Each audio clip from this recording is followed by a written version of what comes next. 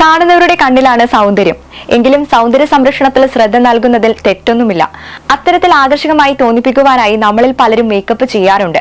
പ്രത്യേകിച്ച് ചുണ്ടുകൾ കൂടുതൽ ഭംഗിയാകാൻ പല സ്ത്രീകളും ദിനവും ഉപയോഗിക്കുന്ന ഒന്നാണ് ലിപ്സ്റ്റിക്. ഒരു ദിവസം പോലും ലിപ്സ്റ്റിക് ഇടാതിരിക്കാൻ കഴിയില്ല എന്ന അവസ്ഥ പോലും പലർക്കുമുണ്ട്. ഹാൻഡ് ബാഗിൽ പല നിറത്തിലുള്ള ലിപ്സ്റ്റിക്കുകൾ കൊണ്ട് നടക്കുന്ന സ്ത്രീകളുമുണ്ട്. എന്നാൽ സ്വന്തം ചർമ്മത്തിന് ഇണങ്ങാത്ത നിറത്തിലെ ലിപ്സ്റ്റിക് അണിയുന്നത് കൃത്രിമത്വം നിറഞ്ഞ ലുക്കാവും നൽകുക. മിക്ക പെൺകുട്ടികളും ലിപ്സ്റ്റിക് ഇടുമെങ്കിലും ശരിയായ രീതിയിലല്ല അവ ഇടുന്നത്. കാഡ്മിയം, ലെഡ്, അലൂമിനിയം തുടങ്ങിയ പല ഘടകങ്ങളും ലിപ്സ്റ്റിക്കിൽ അടങ്ങിയിരിക്കുന്നു. ഇവ അധികമായാൽ ചർമ്മ പ്രശ്നങ്ങൾക്ക് വരെ സാധ്യത ഏറെയാണ്. ലിപ്സ്റ്റിക് ഉപയോഗിക്കുന്ന ഒരു വ്യക്തിയുടെ ഉള്ളിൽ 24 മില്ലിഗ്രാം രാസവസ്തുക്കൾ എത്തുന്നുണ്ടെന്നാണ് എൻവയോൺമെന്റ് ഹെൽത്ത് ആൻഡ് പെർസ്പെക്റ്റീവ് മുമ്പ് നടത്തിയ പഠനത്തിൽ പറയുന്നത്. സ്ഥിരമായി ലിപ്സ്റ്റിക് പുരട്ടുന്നവർ ശ്രദ്ധിക്കേണ്ട ചില കാര്യങ്ങൾ എന്തൊക്കെയാണെന്ന് നോക്കാം.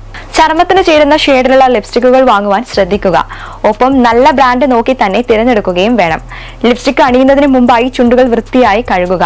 വരണ്ട ചുണ്ടുകളാണെങ്കിൽ നനഞ്ഞ തുണി കൊണ്ട് ചുണ്ടുകൾ വൃത്തിയാക്കിയ ശേഷം ലിപ് ബാം ഉപയോഗിച്ചതിന് ശേഷമായിരിക്കണം ലിപ്സ്റ്റിക് പുരട്ടേണ്ടത്.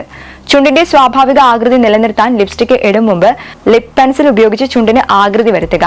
ഇതിനായി ആദ്യം ലൈനർ ഉപയോഗിച്ച് ഔട്ട്ലൈൻ നൽകിയ ശേഷം മാത്രം ലിപ്സ്റ്റിക് പുരട്ടുന്നതാണ് നല്ലത്. പരുക്കൻ ലിപ്സ്റ്റിക്കുകൾ ചുണ്ടിനെ വരണ്ടതായി തോന്നിക്കും. ദീർഘനേരം നിലനിൽക്കുന്ന ലിപ്സ്റ്റിക് തിരഞ്ഞെടുക്കുവാൻ ശ്രദ്ധിക്കുക. ബ്രഷ് ഉപയോഗിച്ച് വേണം ലിപ്സ്റ്റിക് പുരട്ടാൻ. ബ്രഷ് ഉപയോഗിച്ചിടുന്ന ലിപ്സ്റ്റിക് ദീർഘനേരം നിലനിൽക്കും. കൂടാതെ ബ്രഷ് ഇടയ്ക്കിടെ വൃത്തിയാക്കുവാനും മറക്കേണ്ട.